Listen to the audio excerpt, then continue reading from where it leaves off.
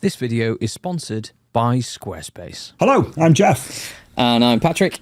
And today we're joined by a man many of you who have been listening to the show for a while will have heard mentioned on numerous occasions as my best pal. And today he's here in what is quite a timely, it's timely Yes. because we're about to hit the next Golden Demon, which will be being held at Adepticon in Milwaukee. And my pal here is going to talk to us about the very, very first Golden Demon being held in Nottingham. So, as many of you will know him, Bestie Tim. Hey. Hello. Hello. And thanks for the invite. You're very, very welcome. So, you mentioned to me a while ago that you had some stuff with regards to the early days of Games Workshop and Golden Demon and so on. And we thought, might be nice to have a little bit of a chat about that. And now, like I say, it fortuitously has landed in basically Golden Demon period for the USA. So we thought we'll have a bit of a natter. And you'll find this really hard, aren't you, having an interview with your pal? Well, you sound different, Geoff. I know. Yeah, I think he sounds different to usual as well. Very formal. A slight hint of Downton Abbey about you. You're far more well-spoken than you do on the TV. Upstairs or downstairs, Downton Abbey?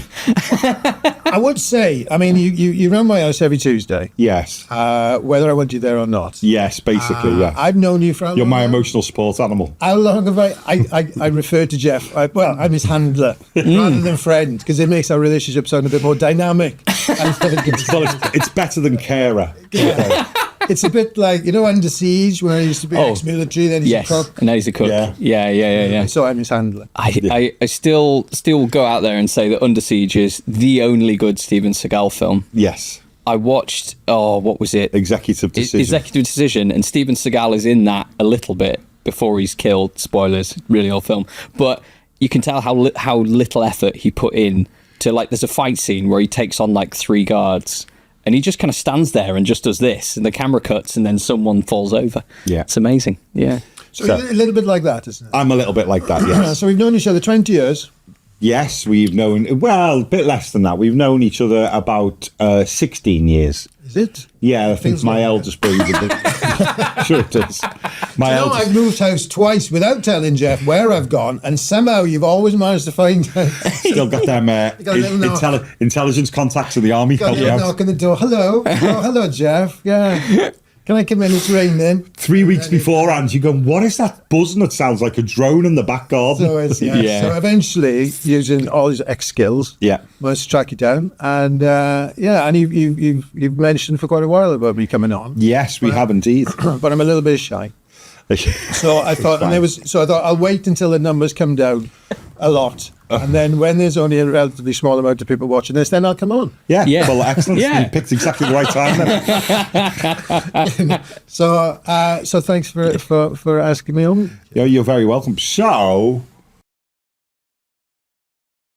So, in conclusion, chaps, there's no Iron Team, but there is a kill. On to our next point on the agenda, building a website with Squarespace. What's Squarespace, sir? I've got a big gun. Yes, you do, soldier. Squarespace gives you everything you need to offer services and get paid, all in one place. From consultations to events and experiences, showcase your offerings with a customizable website designed to attract clients and grow your business. Get paid on time with professional, on-brand invoices and online payments.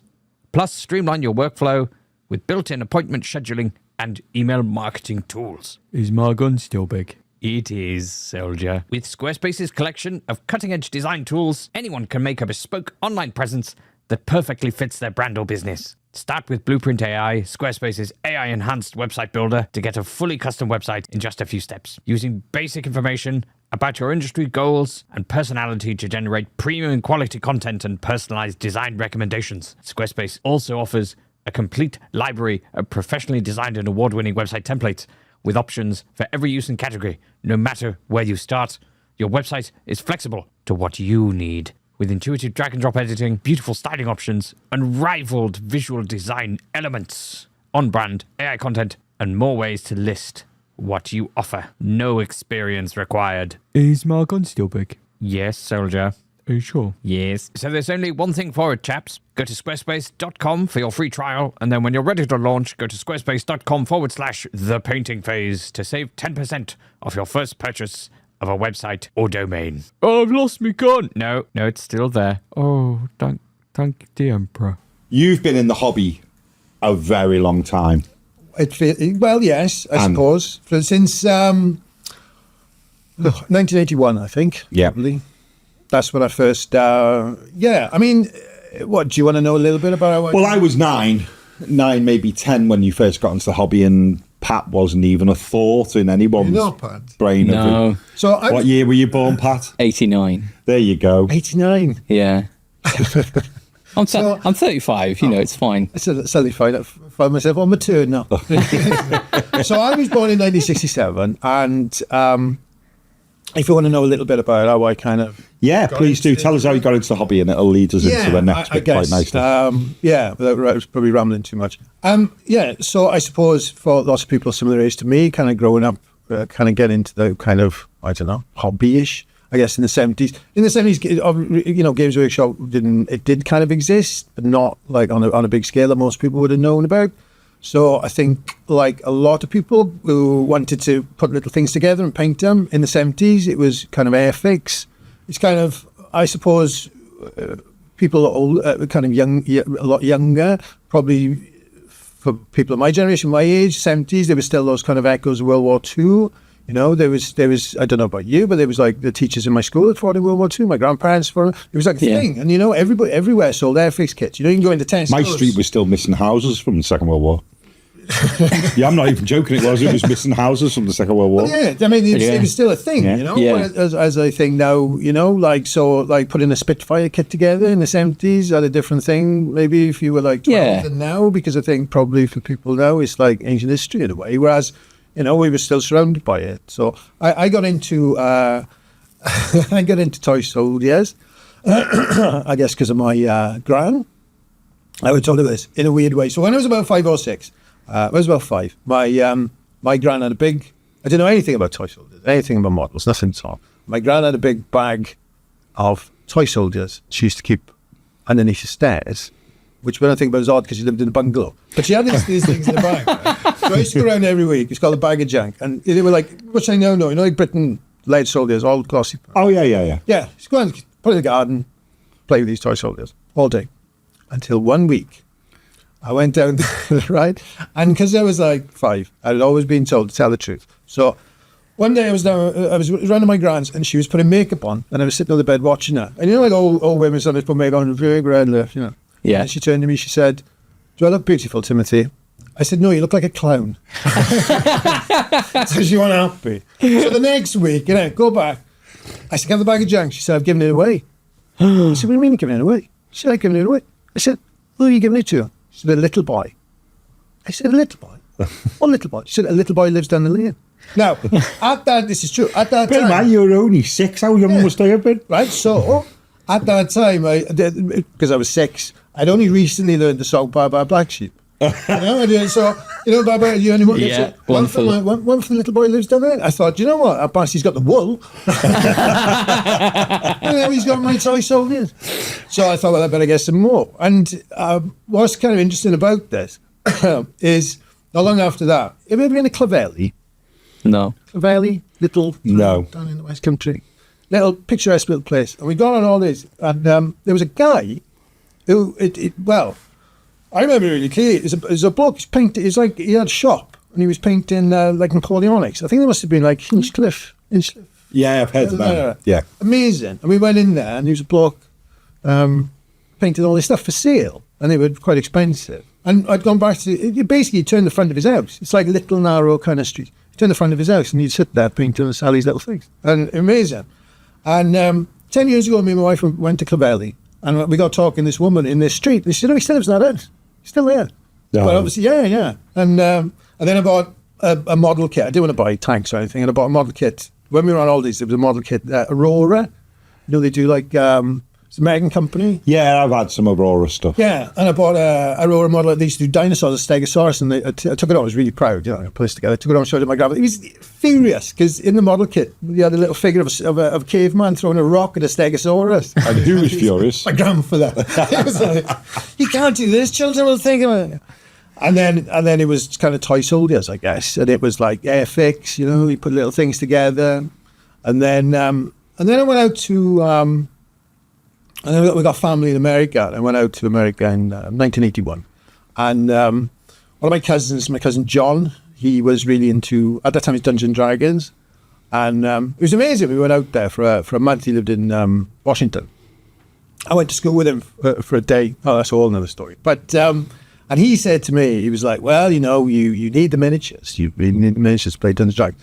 Which I think really it limits. It's a game of imagination, and you're gonna just kind of, you're gonna be limited by the miniatures you get, And so I started, we started playing, and then he got me into it, and then I came back, and I think he gave me some books, and at that time there was I'm from a place called Port Talbot. There was a little shop in near there, Swansea, called Swansea Models and Hobbies, and they started selling basically fancy miniatures then. Yeah, and there was two types. There was only really two manufacturers then. It was Citadel Miniatures and another company called Grenadier. I brought in a copy of White Dwarf from 1981, which shows that the difference between. So Grenadier was Grenadier was actually big. It was an American company, but you could only buy the stuff in box sets, whereas Citadel sold them individually, like on little spinners. In fact, so here's an idea. I don't know if you can see that. So that's a miniature from 1981. I don't know if you can kind of see. Yeah. So basically, if you went in a model shop in the early 80s, you'd have like a little spinner. Yeah. And these would be on there. So it was quite, small little kind of, it's not. Like almost like cottage industry sort of thing. Yeah, I mean, that's something, you go into a shop, you can buy a bag of nails like that. Now, yeah. So, I mean, but Citadel Miniatures, they were a bit more funky than Grenadier. Grenadier were quite chunky. I mean, I don't know if I can show you this. I don't know if I can get this out. And that kind of show, I don't know if you can kind of see that. So that's like an advert for Grenadier Miniatures from 1981. That's on the back of... That's on the back of White Dwarf. Yep. So that was, that's a full colour thing. Whereas if you go inside of it, there's only one advert for Citadel Miniatures at the time, and it's a little black and white with a description of a aggressive aardvark advancing with a sword, which you can get for 25 pence. Bargain, if you ask me. Or a seductive wench for 25 pence, which goes with a large tavern bed. That's something. Well, you know what? I mean, there were times, when you buy miniatures for Dungeons and Dragons, I went into I remember when I was about 14, going into a shop, and I bought a miniature table and a miniature bench and a bear. And I thought, shit, it's almost like Sylvanian families. A little toy, little table, little door. So that was so originally, like a lot of people. I mean, if you look at, this issue White Dwarf from issue 26 from 1981, this first issue I bought, it's all D&D, all of it. The all contents pretty much. It's sort of like Traveller, but Dungeon Master's Guide to the Galaxy, Dungeon Architect, Introduction to Dungeons and Dragons. So the Citadel Miniatures really at that time, I guess, was very much geared to D&D. So I started painting them, and then like a lot of people, when you get about 15, 16, kind of lose interest in playing, but I just, for some reason, just carried on painting. I don't know why, but I just did. I mean, I didn't know anybody else who was into it. There was obviously before the internet, there wasn't really any kind of... So you were painting purely for your own enjoyment. You weren't painting to use it in Dungeons and Dragons with anybody or anything. It was just literally just for your own enjoyment. Yeah, and it's something like a lot of people. I mean, I guess there's people who. I mean, there's people who play. I mean, I guess me and you, we're not really players. I mean, not really. It takes us so long to learn 40k. By the time we've set it, they've changed it. It's literally true. Yeah, and you've swapped to Kill Team for that reason. Yeah, we have swapped right? to Kill Team. Yeah, I think that would be easier. We've managed to get 2 rounds through. To get around 2 rounds of. I think at some point do you know what? I don't know what round 4 feels like. No, I've no idea. I don't know what it'd be like to finish a game of Kill Team. At the end of the game. What happens at the end of the game? Something happens at the end of the game. For all I know, it could just be an orbital strike. For all I know, we just have never got there. Fireworks. What was slowly getting there. We're figuring it out slowly. Yes, slow with the emphasis on slowly. But so I'm more into the kind of painting side of it. But I mean, like a lot of people, I suppose. I mean, now there's like online communities in there, and you can go on forums and you can go. But you know, I was in 1987. So I guess we'll come to in a minute when I went to the first Golden Demon here in Nottingham, Victoria Centre. I was working in steelworks, you know, and that was a bit of a fruity place. You know, and you couldn't, you know, it was either rugby or something. You know, you could, blokes I worked with, you know, a lot of area steel workers, you know, I got, what are you doing the weekend? You got, well, I'm painting my chaos dwarves. Oh, what are you going to do? I'm like, you know, a punch in the face. You know? So it was that kind of place, you know, if you had a problem, you just basically wrestled around on the floor until people came and split you up. You know? Until molten steel just kind of took the weakest one away. People said to me, you know, what's it like working in the steelworks? I think I told you, the last shift I worked in the big steelworks in Port Talbot. The last shift I worked at, I took a video camera in and I filmed the shift. You know, I filmed myself walking down, it was like massive bays, you know. And part of it is, you know, like metalled walkways. You know, Yeah. So I'm filming myself walking on this metal walkway, and I was all steel, you know, like the lights flashed in, and I'm walking down this thing. And I film, and at the end of it, I turn the camera on and wave, and that's the end of the video I did. So anyway, eventually I went to university, and I told you this, and I took the video. I had to video one of the things with me in my first year in Oz. People were saying, so what was it like working? I said, funny enough, I put the video on, and I put it on, and there was like 6 of us were all sitting there watching it. And this girl came in halfway through the video, and she sat down. She's watching it, and I turned the camera away, and she went, shit, that's you. And I said, yes. She said, well, what are you doing on there? I said, well, it's a steelworks. She said, the steelworks. She said, I thought we were watching Aliens. So it was the kind of hobby where you didn't really talk to people about. Really. Yeah. It would be more socially acceptable if I was a transvestite, I think. You know, if I said, like, what are you doing the weekend? I'm going to be wearing a dress. Well, I've told this story many a time of one of my customers is a straight guy who plays in a gay guy's football team. And one of the people he plays football with is a servant soldier. And he said, I came out to my military colleagues and confessed that I was gay. He said, but I've never told any of them I'm also a Warhammer player.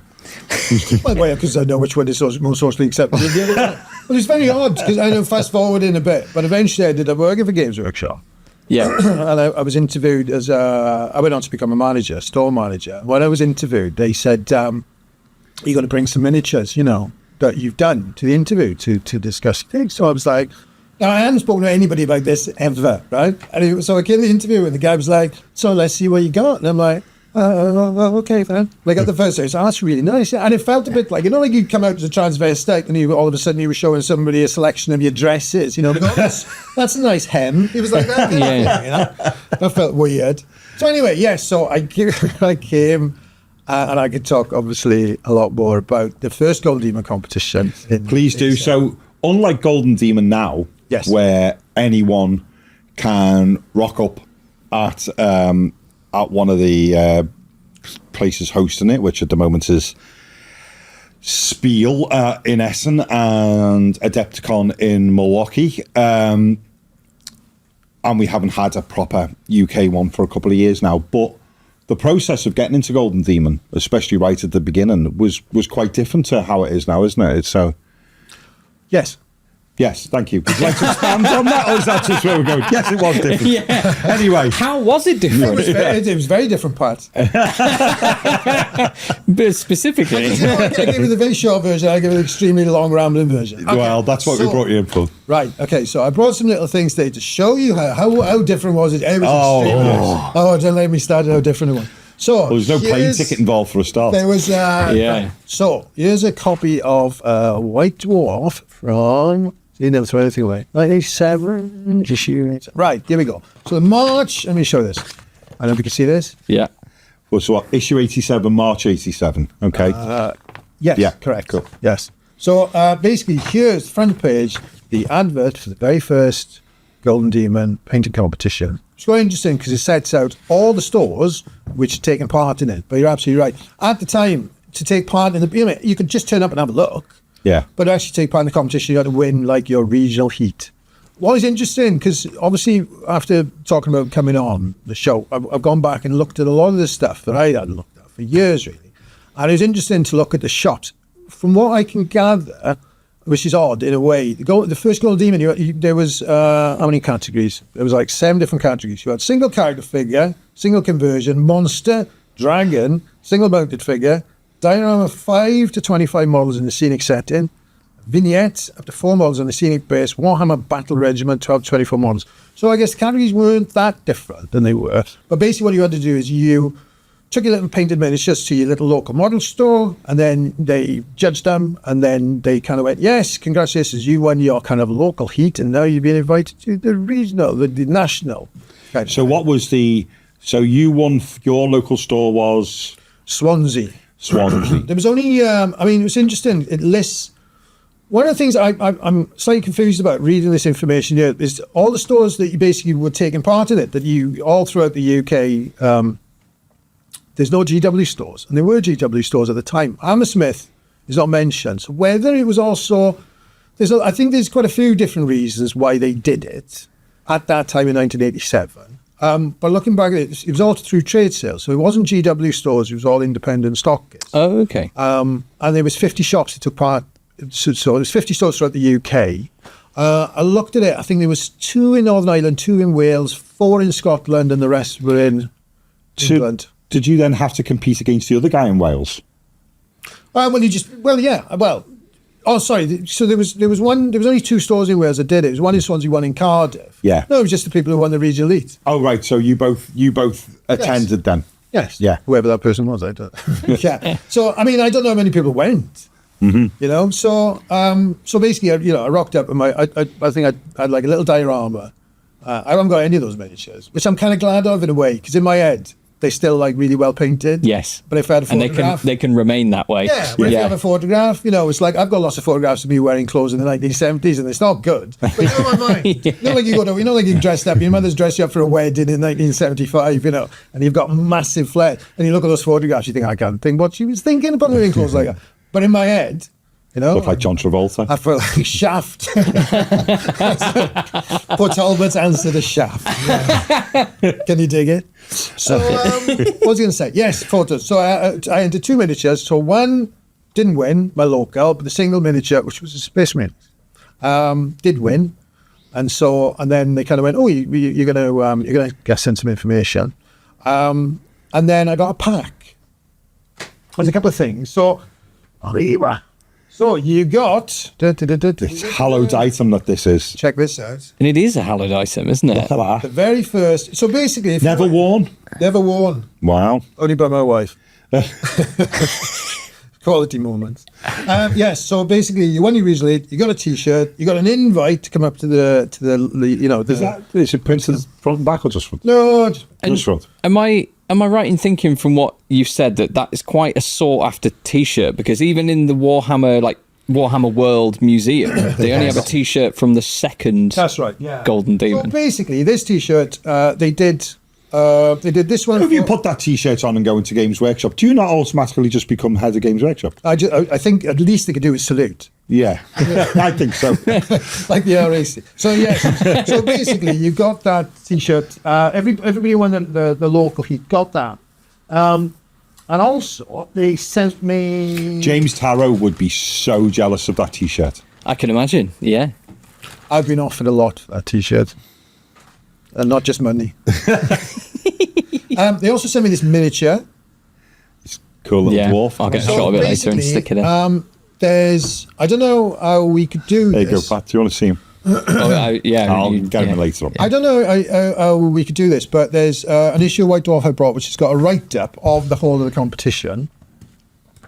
And it's got a little photograph. So basically, as well as bringing up your winning entry to be judged in the category for all the other winning entries, you were sent that miniature because there was another category where you could basically, everybody painted the same miniature, which is that. And then there was another category of that. There's a photograph here of all the entries. I didn't bother with that one. So is he then meant to be one of the early variants of the White Dwarf? I don't know. No. Is a really boring answer. I shouldn't be able to say yes or no, but I couldn't tell. I mean, it was just a separate category. So you only got a £10 voucher to spend on the day. So I thought, yeah, I'll go. And then, And that would have bought kilos of lead back in the day. oh, I tell you, could The amount of advanced and hardworks you could have bought with that money. £10, cover the train fare, slap up meal. Yeah. No, but it cost me something like 30 quid to get to Nottingham to spend my £10 voucher. But yeah, so it was. So then I had a phone call. Somebody phoned me in the evening from Games Workshop just to check I was going to come. And but back in this would be 1987. Before mobile phones, every other landline. My parents were the gatekeepers of the landline. And my mother said, it was like 7 o'clock, and my mother said, "There's a man on the phone for him."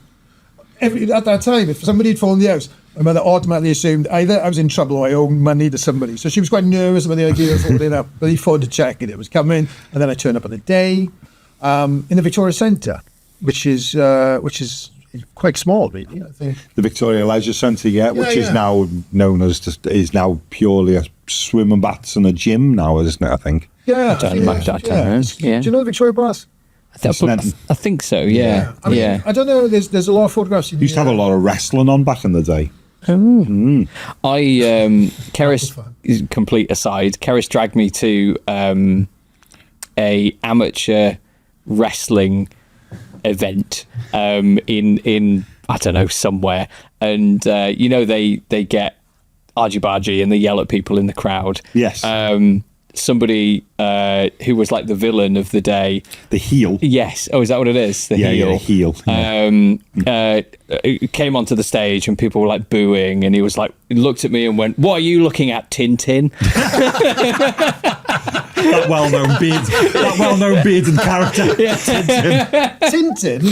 He was sitting there with a small white dog. Yeah, because I was just thinking about Tintin because he doesn't have a beard, but is it the captain of the boat? Oh, maybe that's what he meant. Captain Salmon. Captain Haddock. Captain Haddock. Sorry, Yeah, so he must have been in reference to that. But yeah, That's a bit of a loose insult, isn't it? Yeah, it's very mild, isn't it? yeah. I had like a knitted wool jumper on at the time. Oh, well, maybe. so- Well, you are starting to look stack like the deck in the heel's favour now when you mention the knitted jumper. Yeah, So your girlfriend dragged you to a. yeah. It was like a wrestling match, of like amateur wrestling match. Are you glad you went?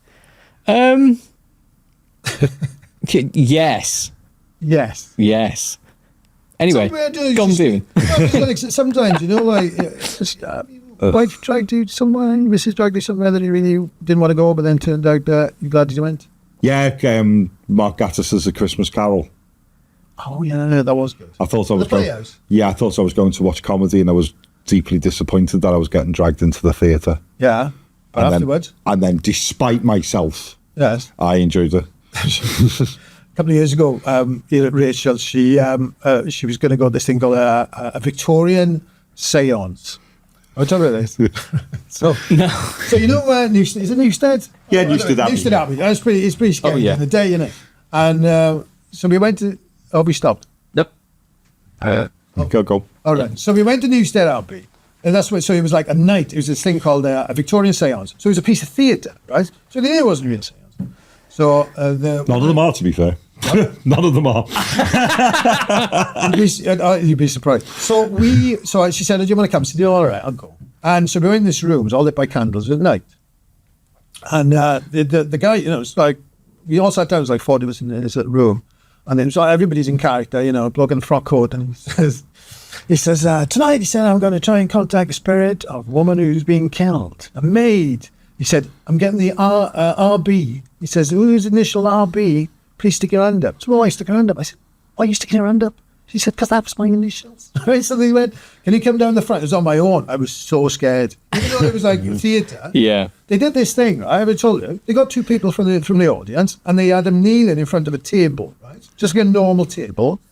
And the guy kind of went, and the next thing, the table like hovered, right? And I couldn't figure out how they were doing it. And I was looking, I thought, I can't see any wires. And they said, "Right, what are we going to do? I'm going to come around the audience," he said. "And then what I want you to do," he said, "I want you to ask the spirit a question that the answer can only be yes or no when I come and put your hand on his shoulder."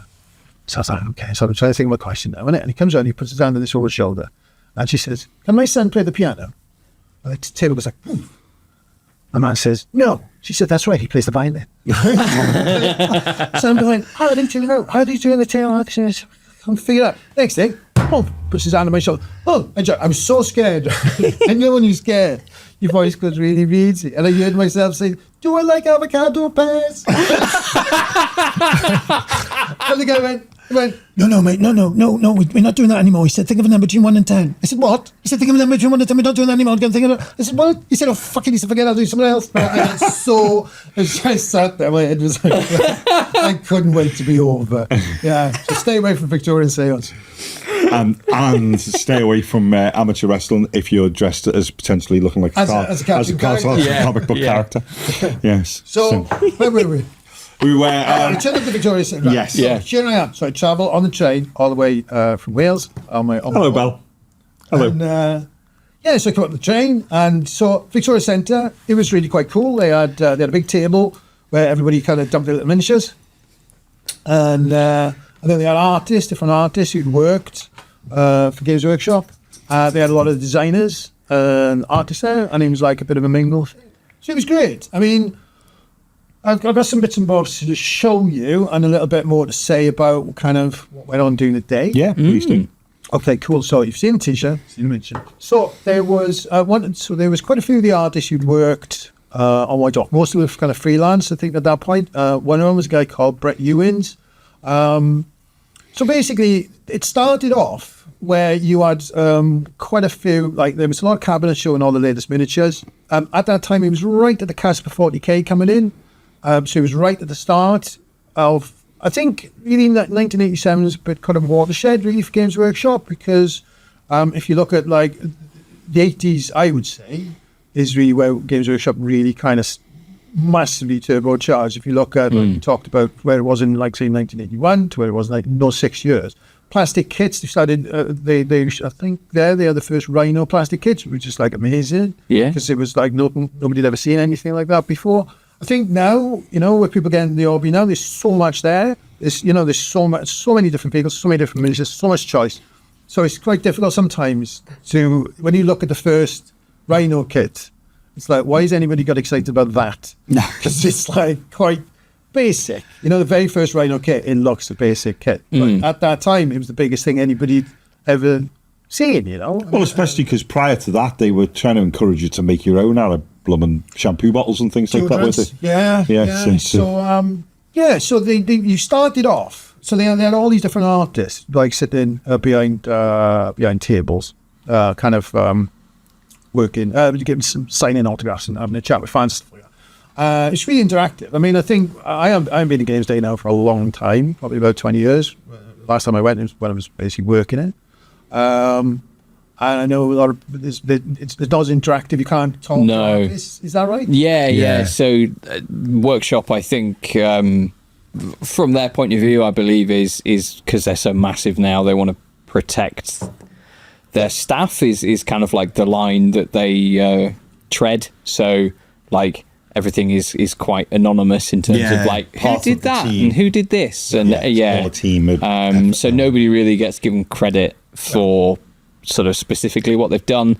There's a few loopholes, which is proud to be part of the team that brought this, where you heavily imply that you painted something or drew something or whatever, to the point where like they've photoshopped out artist signatures out of old artwork and that kind of thing. Yeah. I think then if you look at, I brought, is it this one in? So this is it's a Citadel Journal, where they do that. They still do this. They don't do the journal anymore. No, they did it for a long time, didn't they? They did. It's one of the earliest issues.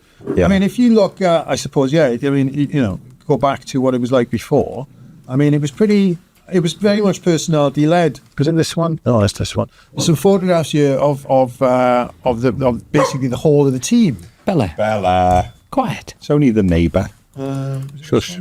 Yeah, when you look at it was all very much personality led. So, people like John Blanche, if you open White Dwarf, you'd see a photograph of John Blanche and you knew what he did, or Dave Andrews. So you could talk, they were there to talk to you and you knew who they were because they were promoted every week in White Dwarf. So, one of the first people I spoke to was a guy called Carl Critchlow.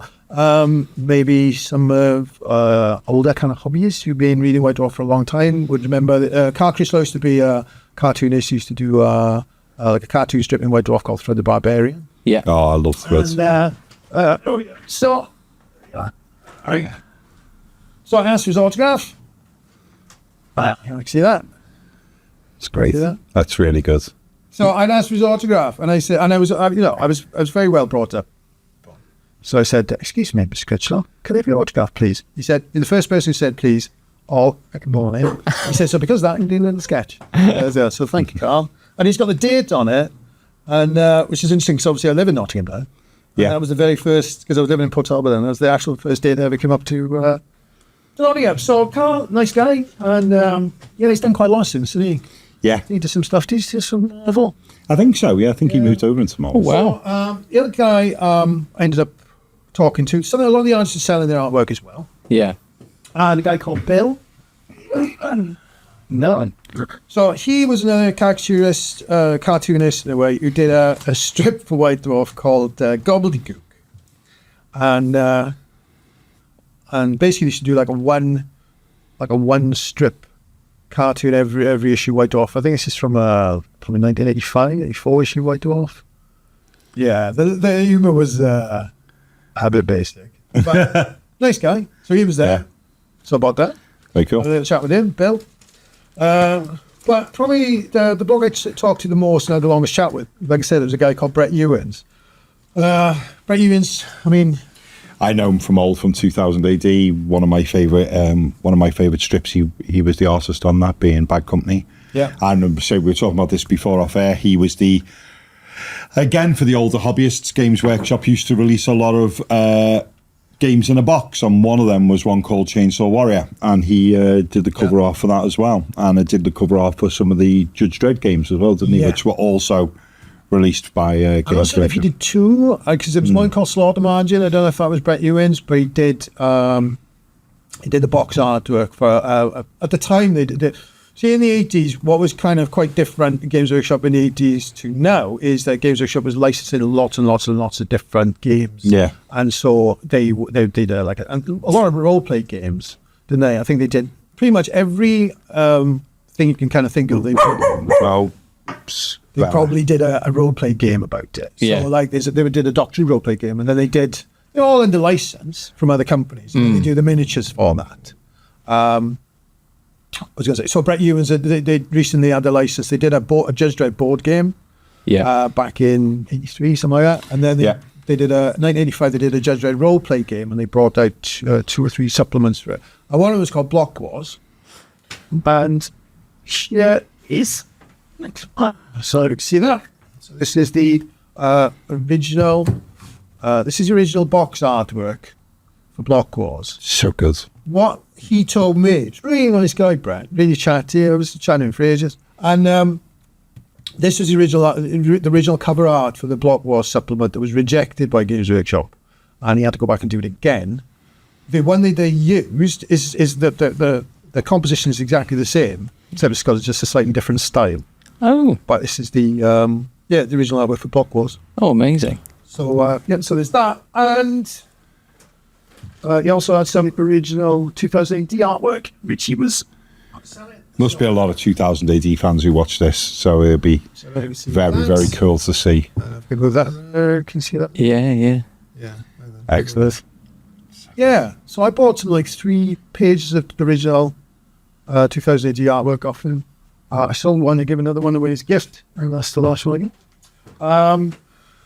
So yeah, he was really nice, signed a lot of things. Really chatty guy. It was just, it was just so, I think probably for a lot of people, just amazing to be able to realise that it was a real thing, because, before that, at that time in 1987, I don't think there was even a Games Workshop in Wales, I think at that time. So it was just something you got through White Dwarf magazine, but the chance to have a chat. When the people were walking around, everybody was very, very nice. Trish Morrison actually stopped and asked me what I thought of the day. I got her autograph. There's so that one. You see that one. So I picked this up on the day because I thought it'd be nice to get people's autographs. So that was. Let me see that one. So we've got Trish Morrison there. Yeah. We've got one of the Perry twins. Yeah. We've got Brian Ansell, bless him, who's passed away not long ago, and we've also got John Blanche, the big one. Yes. Yeah. And then we've got Kevin Kev Adams. and Kev Adams. Yeah, Kev Adams, amazing painter. Really nice chap. I had a little chat with him. He, I think sometimes if you look at, when people talk about, the great painters of Games Workshop, and I think Kev Adams is one of them. If you look at a lot of his stuff, yeah, I mean, he was known for his Goblin's because Kevin Goblin Master as Used to be a lot like that back then, didn't it? That a lot of sculptors were like pigeonholed into certain things. As far as I Trish understand, was always was she like doing big beasts. And yeah, stuff, didn't they call like Queen of the Monsters or something along that, Queen of the Dragons or something? Yeah, but she was always like big scaled creatures and so on. And it's now my understanding that it's still a little bit like that. They were like, "Oh, we got Steve. He does the best goblin hands." But the problem being is now you just don't know, do you? Which is the sad bit. You don't get to know who's like the experts who've been making that particular miniature you love. Yes, yeah. So I think that's probably another big change that it was very much a personality-led industry. Which is sad, I think, isn't it? Yeah, in some ways. I mean, I suppose I guess without kind of going on too much of a massive tangent, I think in hindsight, looking back, for me, probably lots of other people as well coming to it. It kind of probably turbocharged a hobby for me. And got really kind of you suddenly realise how big it was, how much skill and kind of what was going into it. But I think, and then years and years later, I ended up working for Games Workshop, managing some of the stores in London. And then through that, I guess you see it from both sides. You see it as part of the business. You also see it as a producer and a consumer, I think. But yeah, I mean, there's always kind of tension in a business between the needs of what people want to buy, the needs of the business, and they kind of want to sell. But I think, Did you say you also had a book from people's entrances from the first Golden Boom? Well, this was published, I think you see that one. It's a GW publication, which was came out in 1988. So the year after. There's a little bit about the first Golden Demon painting competition. Most of it is from the second one. Which is, they had a slightly different T-shirt for the winners of the second one. I don't know when they stopped doing that. I wonder if anybody knows when they actually must have stopped giving the funny thing with that one is that I was sitting looking through that in your house one night, and then the following day, somebody on Facebook put a photograph up of their miniature from the first Golden Demon, and are in that book. Oh, fantastic! Yeah, it's quite. It's really interesting looking at some of the stuff. I mean, how much of it doesn't stand up, but surprising how much of it still stands up.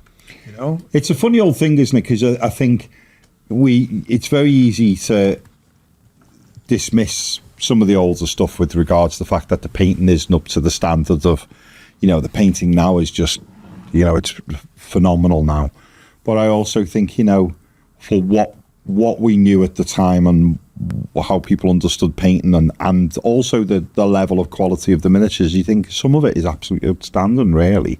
Yeah. I mean, you're spoiled for choice now, aren't you? If you're a painter and you want to get into painting like miniatures or whatever, and you go on YouTube, it'll always be like, whatever you want to paint, there'll be 6 videos of it.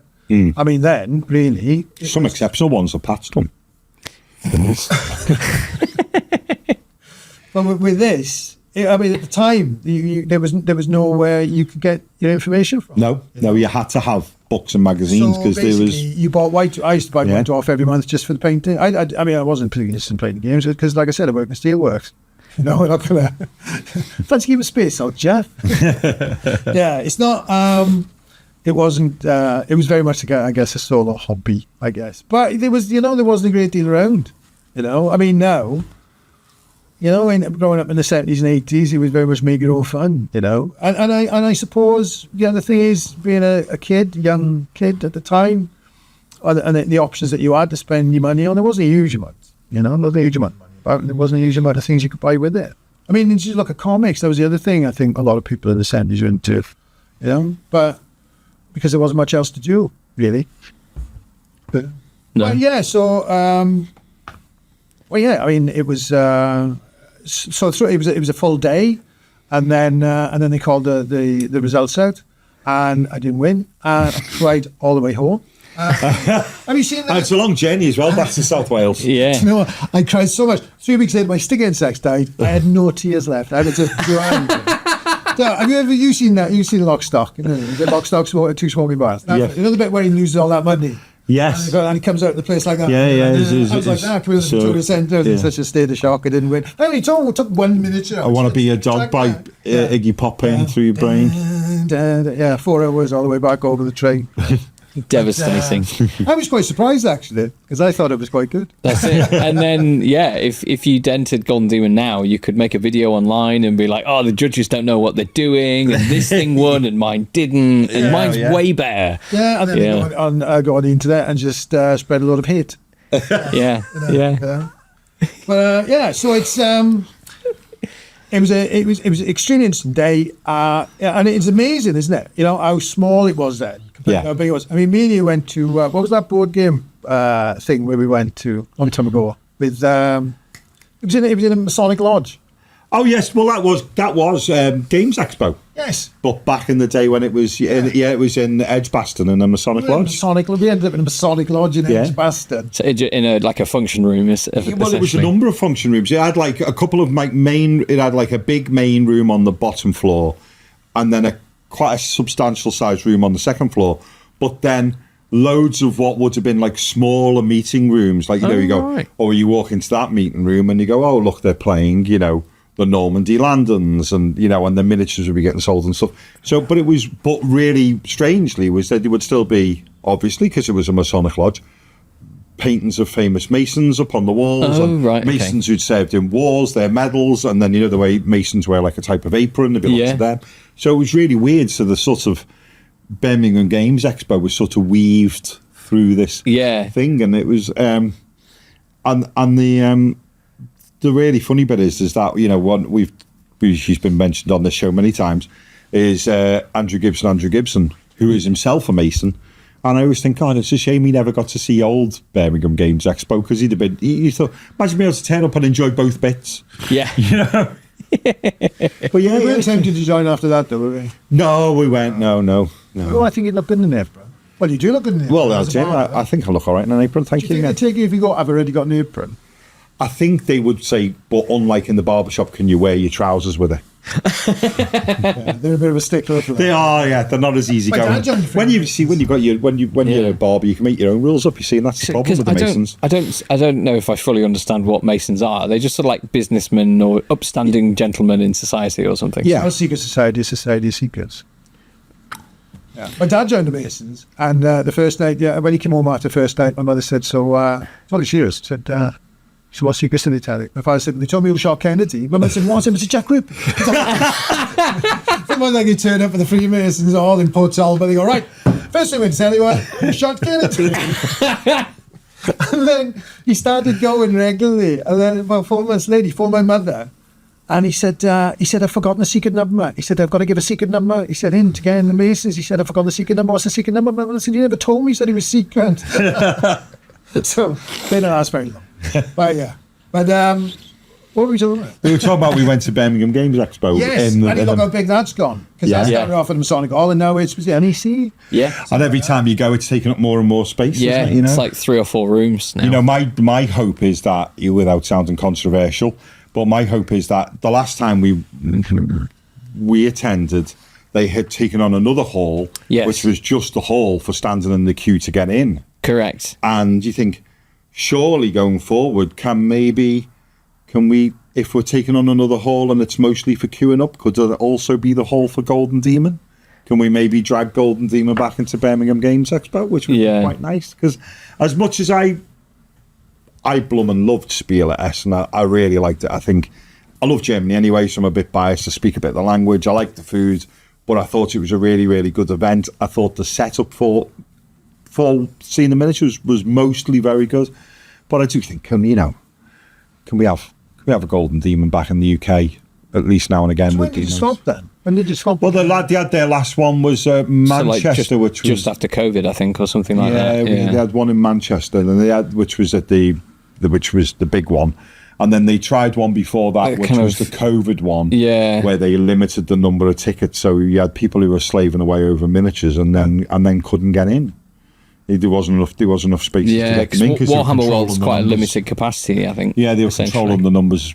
A, because of the Yeah. size of it, and B, because of COVID. I think, and then the feedback from the Manchester one was so poor that I think they were just like, "Cool, well, you can't have this nice thing anymore." Yeah. It was mad to think now. I mean, I ended up working for Games Workshop, and I just managed their stores in London, and every store had a bus, had to book a bus, and then every store had to fill that bus and take all the kids then to Games Day in the NEC. And Oh wow!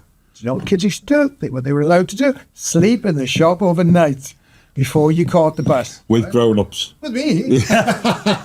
Good God! Jelly and ice cream, midnight feast in the dawn. No, it was bizarre to think like I had a shop full of children. And you were quite pressured to fill that coach as well, weren't you? Oh yeah, very extremely pressured. Yes. Yeah, there was because it was important. Yeah. You know, it was seen as this was. You know, it turbocharged people's hobby. You know, and there was. I mean, I don't know what they do now, but then when you worked in retail, you know, every region produced painted stuff or a table to take to Games Day. So all of the stuff in Games Day was generated within retail. Well, I mean, 1 year. And there was always like a bit of a competition between regions who could do the best tables. Oh, I'm sure there was, yeah. And I remember when, Epic Armageddon? When they brought Yeah, that yeah. back? Yeah, so it was like, yeah, we really need an Epic table. And me, one of my staff, we spent 3 months building this table and did all the stuff for it. It looked amazing. Got on the bus, take the Games Day, got off the bus, set it up. I said to him, right, got the rule book. He said, no, I've got it. I said, I haven't got it. I said, do you even know how to play them, did it? I said, no, do you know how to play it? He said, no. Everything was 4+. I didn't have 4+. I worked in retail for 5-6 years and never knew how to play 40k or Warhammer. Well, I'm like, interested. I used to pretend I knew. Yes. You had to do Intro game. intro games. Everything was 4+. In fact, because you weren't teaching people how to play, you were just giving them, Yeah, An it takes experience. a you taste know, of there's it. an Yeah. airstrike option in 40k. Oh, airstrike! There's an airstrike. Yes, there's an airstrike. Wrong dice. Oh, sorry, the signs have gone off, and the players are like, okay. Oh wait, wrong dice. Oh no, it's still on. What's it still on? Yes, it's really good. So there was a story. Which when you then bought the box and got home and searched religiously through that book and couldn't find the rules for the airstrike. Yeah. Oh, do you know And what? There is rules for And it. it wouldn't exist because there isn't a model of it. Yeah. But you know, being a store manager, right? Because I managed Hammersmith. Mostly Hammersmith, but worked in Croydon and quite a few stores. And because you're a store manager, everybody thinks you know everything. I didn't know anything. I had to play the game, so you'd have kids go and go, right. So my ARC knob has got a gut, and he's got an armor saver 2+, but he's in cover, but he's being shot with about what do I need it 4+? My Imperial Guardsman has a last cannon with a 4+. Oh, okay. Yeah, off you go. Yeah. That's hilarious. But I don't think anybody knew.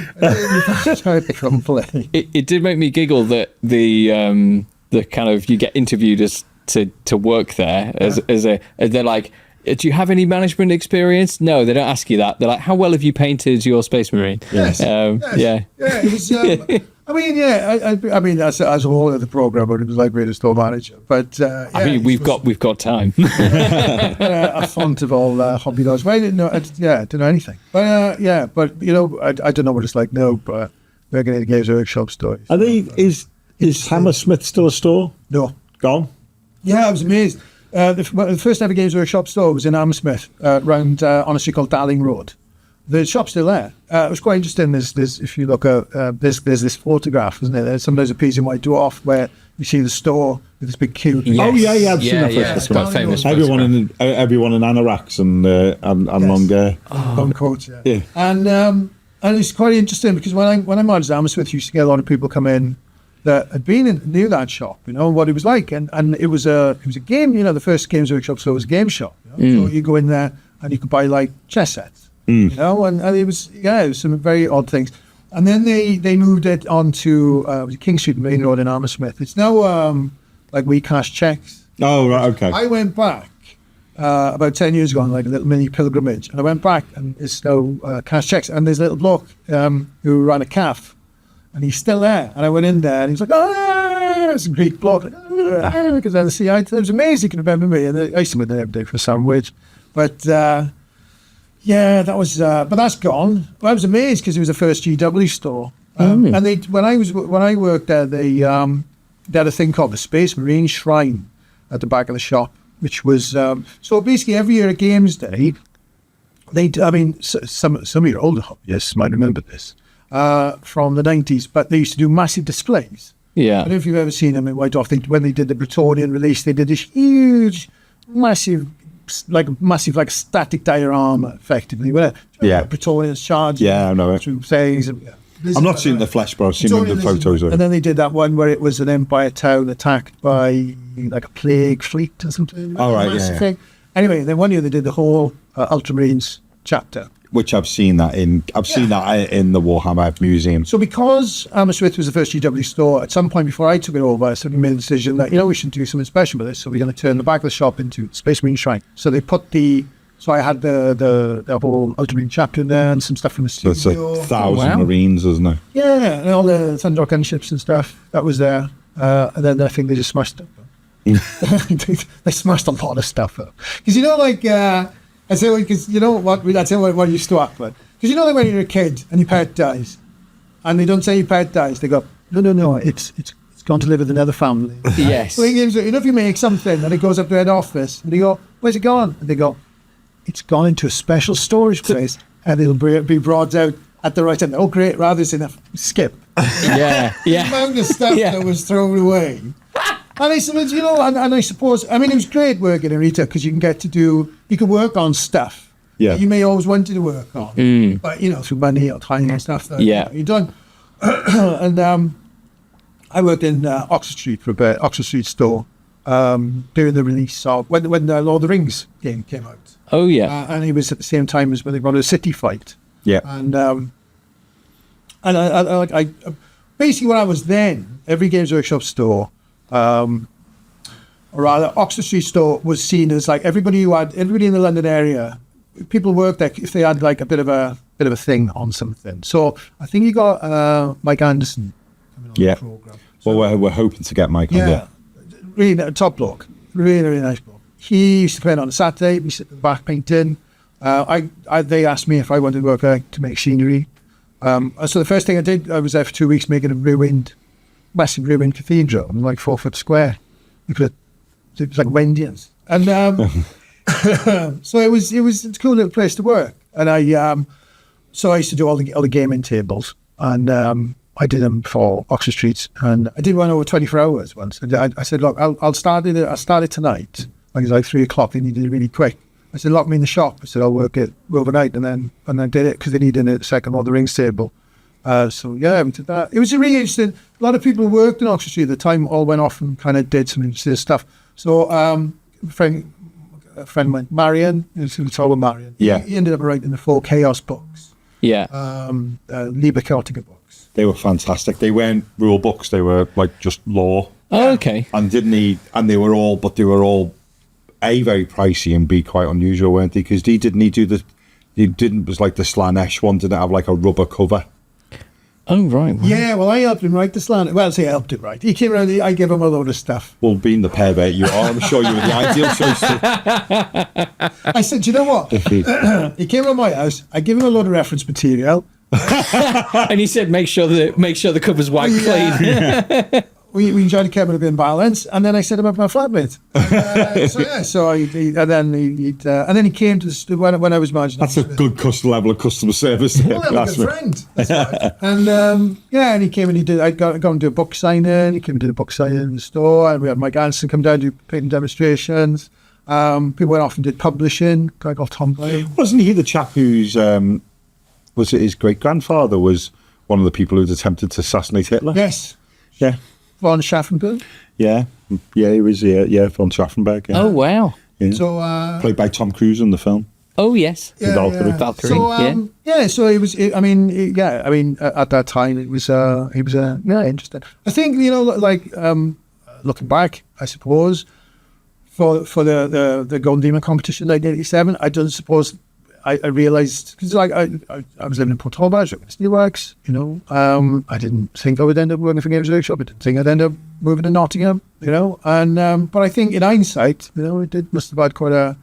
Yeah, I know it kind of turbocharged my interest in the hobby, like it probably did with lots and lots of other people. Who were there on the day. But yeah, I mean, and it's amazing when you look at a lot of the people who were active in the hobby then, you know, like Trish Morrison. They're still producing really amazing stuff, you know. I mean, and this is coming up to almost like 40 years now, isn't it? Yeah. So, yeah, I mean, it's amazing how something started quite small, quite, in a way, amateur. Yeah, quite niche, yeah. I mean, there's it's quite interesting. I don't know if it was this one. I was going to show you earlier. They included a map a hand-drawn map in White Dwarf how to get to the Victoria Centre. It's one of these. I can't find it. But yeah, I mean, it's all very kind of low key. And I think really at that point, GW was Sit on Miniatures, Schedule Shop. It was right at the point of becoming what they are now. I think really. Yeah. No, that's awesome. I love hearing about it all. But it was, I mean, I mean, like I said, I didn't win. I cried all the way home. Eventually pulled myself together months later and cracked on. Well, thank you so much for bringing it all in. It's been really interesting to hear about it. And I'm hoping it's some of the older hobbyists out there, it's tugged on the memories a little bit as well. Yeah, I mean, I don't know. I mean, the thing is, sometimes, you know, when like you said, come on and have a chat. I mean, it was like, well, I don't know how many other people were into the hobby at that time, how universal a lot of my kind of experiences of the hobby is to other people. I mean, it was a very small kind of thing then, but obviously, it's all figuring out. Yeah, I mean, like from my perspective, it's great seeing like where we're at currently with everything, and being like, oh, that's exactly where it all came from. Yeah. And I've seen it in the flesh. We need to see the Space Marine in the blister. Oh, yes. Yes. I don't hang on. There's like a... Yeah, so the other thing I was going to... Well, this relates back to our very first interview, isn't it? Yeah, with Bob. With Bob. Yeah, well, this has been released, I think, the year before, maybe. And there it is. Hallowed bit. So, yeah. Yeah. Imperial Space Marine. It's an LE, what is it? Does it say? Is it LE2? Yeah. So, that. See that? Yeah. I'll get a close up and stick it in over the top. Yeah. So it was, I think what people may not be aware of, or may have forgotten about, is that when that miniature was released before 40k, and it was released as part of what they call limited edition series. And so what they did was they decided that they were going to just bang miniatures out under this thing LE, anything that was unusual. So that's LE2. I can't remember the sequence, but basically in that series, the LE series, there was like a skeletal astronaut. It was a Father Christmas. There was like a space Father Christmas. Yeah, of course. Yeah. Not an ordinary one. With a gun. Yeah, of course. Space Father Christmas, tulip. So skeleton Father Christmas. There was like a space. It was called like a space goblin. It was a 40k orc, and then there was another kind of marine in like an X-arm, a circular, reminded me of something else. So they were actually released as like, this is a cool little thing. What do you think? Yeah. You know, it was when in 1987 for the first Golden Demon, they had basically that was when they were showing this is 40k, this is coming. It was 40k was released about 2 months after, I think. But part of the big draw was that they had a lot of the miniatures there on sale and a lot of stuff that you could see before it was, you know, in advance. Yeah. But yeah, so that was. So you can kind of, I mean, for the first one I showed it, I mean, what's that? 6 years between them. So that's what Sit and Miniature would have looked like in Into This Blood. Yep. And that's what it would have looked like 5 Yeah. years later, I guess. And it's lovely to see that it's got Swansea Models and Hobbies Limited. Yes. And it cost the grand total of 60 pence. Well, yes, that's like, I guess with a lot of our business, where all my money went. Swansea Balls and Hobbies. Yeah. But, because I've seen those miniatures before. I've seen some for sale, like just the lead. I've never seen one in the blister. Yeah, I don't know. I mean, it's amazing how much is out there. I mean, you know, if you go on the internet now, how many people have got sealed stuff. Yeah. I mean, there's a Facebook group called something like Valuations of Sealed.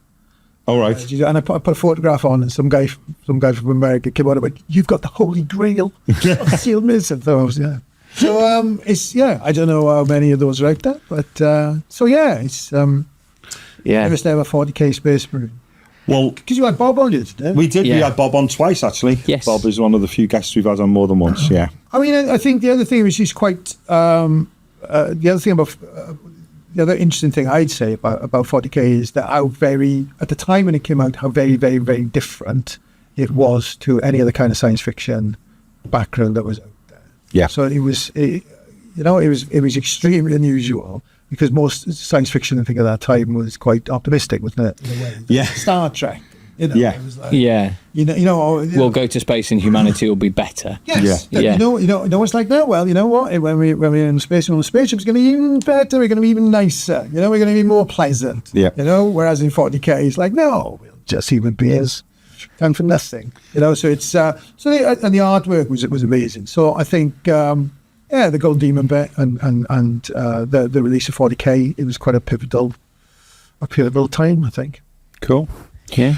I love it. Right then, before we wrap up, I think it's only fair, seeing as you were very kindly gave your time to come up and hear. You have a business connected to this, don't you? Yes, I do, Geoff. Well, it's only fair as you gave your time up. Would you like to slightly plug your business? Slightly plug my business. Okay, so it's an eBay shop called Ancona Collectibles. Spelt. Oh God, no! It's all right. I'll stick a link in the Oh, description. but thank There we you. go. 'Cause, we wouldn't expect the owner of the business to know how to spell the name of the business. Well, would we? dyslexia, Geoff. It starts with an A. So it's just GW stuff and bits and bobs, and some of this stuff might be going on sale shortly. So Yeah. yeah. All these old copies of bits and bobs and the original artwork. It's awesome. Well, Tim, Keep your thank eyes you so peeled. much for coming on. It's Thank been you, Geoff. we really, really appreciate it. And I think, like I say, it's nice and relevant at the moment with another Golden Demon Absolutely. about to happen, probably by the time this episode goes out. Thanks very much for joining us. Oh, Really thank you. appreciate it. It's been really good coming out. Yeah, cool. Found it interesting. So, as usual, if you don't already, subscribe to the show. Why you're not is beyond me. Hit the notification, share, tell your friends how great it is, and that'd be really kind. And a final big thank you to the Patreons who literally help keep the lights on.